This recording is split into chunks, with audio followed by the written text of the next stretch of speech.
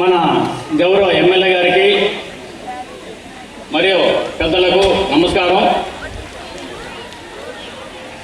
RTC గురించి మీకందరికీ ఉన్నటువంటి పిల్లలకు మరియు ఈ గ్రామ ప్రజలకు టీచర్స్కి అందరికీ పూర్తిగా తెలుసు.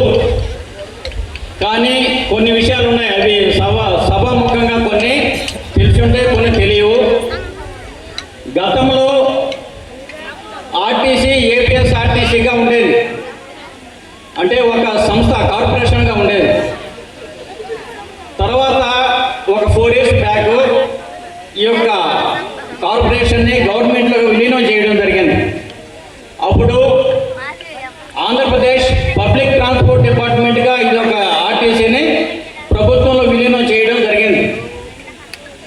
గతంలో ఆర్టీసీగా ఉన్నప్పుడు బస్సు యొక్క కండిషన్ పూర్తిగా ఈ బస్సును తిప్పలేము అనే విధంగా ఉన్నంత రోజులు తిప్పేదానికి అప్పుడున్నటువంటి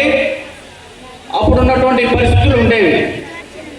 కానీ ఇప్పుడు ఈ యొక్క ఏపీపీటీడీ గవర్నమెంట్ అయిన తర్వాత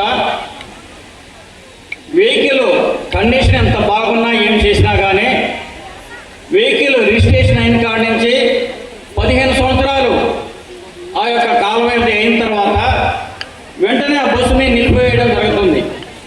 అదే మన స్టేట్ మొత్తం ఎక్కడైనా కానీ నిలిపేస్తారు దాన్ని. ఆ వెహికల్కి బయట తిరిగేదానికి పర్మిషన్ ఇవ్వరు. ఆ విధంగా ఈ యొక్క కార్పొరేషన్లో ఉన్నటువంటి బస్సులన్నీ కూడా చాలా వరకు నిలిపివేయడం జరిగింది.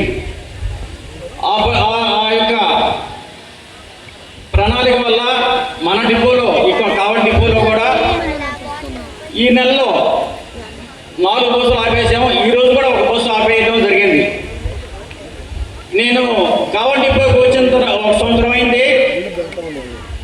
సంవత్సరం కాలంలో దాదాపు 14 బస్సుల్ని ఈ యొక్క 15 years అయిపోయిన తర్వాత నిలిపివేసే బస్సులను 15 బస్సుల్ని ఆపేయడం జరిగింది. ఈ యొక్క మార్చి దాకా ఇంకొక 12 బస్సులను కూడా ఆపేసేదానికి, అంటే వాళ్ళ యొక్క రిజిస్ట్రేషన్ అయిన తర్వాత 15 సంవత్సరాలు పూర్తయిన తర్వాత వాటిని వెంటనే ఆపేయాల్సిన పరిస్థితి వచ్చిందన్నమాట. కాబట్టి ఆ యొక్క బస్సులు అనేది బాగా చాలా కొత్తగా ఉంది. ఇప్పుడు మన గవర్నమెంట్ వారు ఈ యొక్క ఎలక్ట్రిక్ బస్సులని ప్రతిపాదన చేసి ఉన్నారు. అవి కూడా మ్యానుఫ్యాక్చరింగ్ జరుగుతూ ఉన్నాయి. ఒక 2-3 నెలల్లో కొత్త బస్సులు మన యొక్క కావలి కూడా వస్తాయి, ఎలక్ట్రిక్ బస్సులు. ఆ బస్సులు వచ్చిన తర్వాత వెంటనే మనకు ఈ చుట్టుపక్కల మన ఎమ్మెల్యే గారి యొక్క ఆదేశాల మేరకు చుట్టుపక్కల గ్రామాలకు, స్కూళ్ళకు అన్నీ కూడా పూర్తిగా బస్సుల్ని వేసేదానికి మేము ప్రణాళిక సిద్ధం చేసుకుని ఉన్నాం. కాకపోతే ఏంటంటే ఈ యొక్క బస్సులున్న రూట్లో ప్రజలు ఇబ్బంది పడుతున్నారు.